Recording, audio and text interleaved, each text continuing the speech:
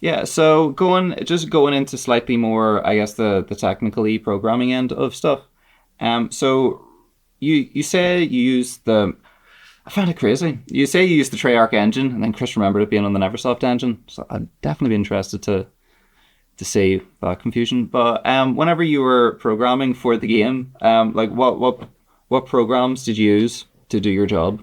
Pretty much, like what software programs? Um, yeah, so just for the engineering, Visual Studio, like that's kind of like what almost everybody in the games industry uses for native code games, like console games. Uh, yeah, and like yeah, we had our own engine. We didn't use Unity. We didn't use Unreal. I don't think Unity was even a thing yet. Our graphics modeling package was 3D Studio Max. What was one of the things I actually did write the code for was some of our code for like getting model information, mesh information out of 3D Studio Max and into the game. A lot of texture modeling done in Photoshop.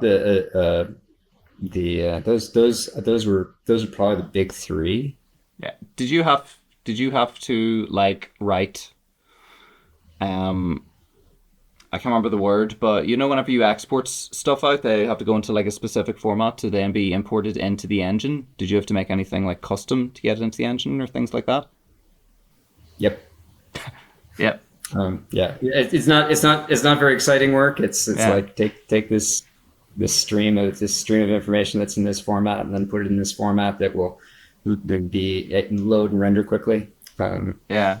No, it's Yeah, like that was a big part of our. I don't know how boring this is, but a big part of what made it possible to hit three different consoles at once at that time was we would take data from 3D Studio Max in one file format, and then we would have three different programs that then converted that data to be friendly native formats for the different consoles that they would land on, because each console wanted its data laid out just for optimal performance.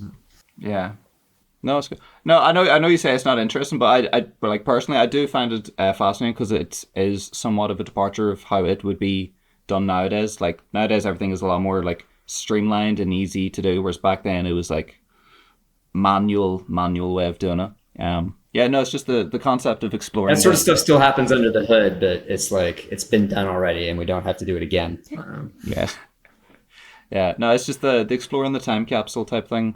Like I personally I just find it all really, interesting. And how I would kind of a branch off that, one is like how would you compare it to doing the same role on games today?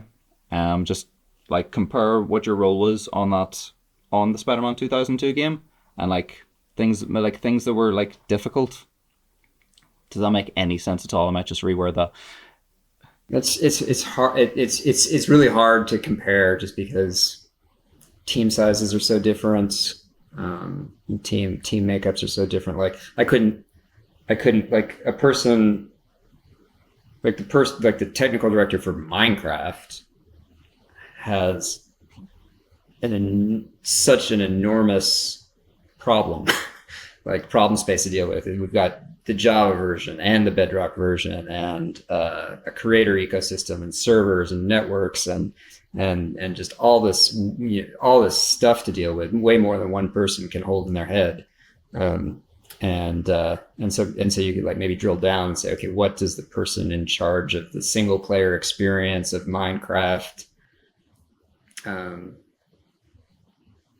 vanilla on Bedrock have to go through? And that might be in the ballpark of what I had to go through, what I had to go through on Spider-Man 2. But even then, they've got a much more complicated job than I had, because Minecraft is so big and everything's connected to everything else that it's really hard to make changes without inadvertently realizing that somebody who created some content for your creator ecosystem over here was relying on the artificial intelligence system to act in this certain way, and now their content is broken. And yeah, we didn't have to worry about that because we just had our own closed little box that we could play in. Yeah. No, it's cool. No, it's like I've like tried, well, like on Unreal Engine, I've like done stuff like server. Obviously, it's all with the blueprint, so it's the visual scripting. And the server is just it is just like I don't know, it's like an extra mountain on top of everything else to have everything run through servers and stuff like that for each individual player and the client and stuff. I guess another thing that's interesting is like I think a very small team could make a game about as impressive as Spider-Man 2 these days. You know, with much fewer people, much less time. Like because the tools are already there in Unreal or Unity or whatever. Yeah. Like I made a traversal game called Energy Hook that was like a lot like Spider-Man swinging crossed with Tony Hawk's point scoring system. And I did mostly by myself. I mean, it took 4 years, but mostly by myself. So compared to the hundreds of person years that went into Spider-Man 2, let's say, like technology's come a long way. Yeah. Even hardware, it can just handle. It can handle stuff better. If you enjoyed the video, like, comment, subscribe, support the channel on Ko-fi and Patreon.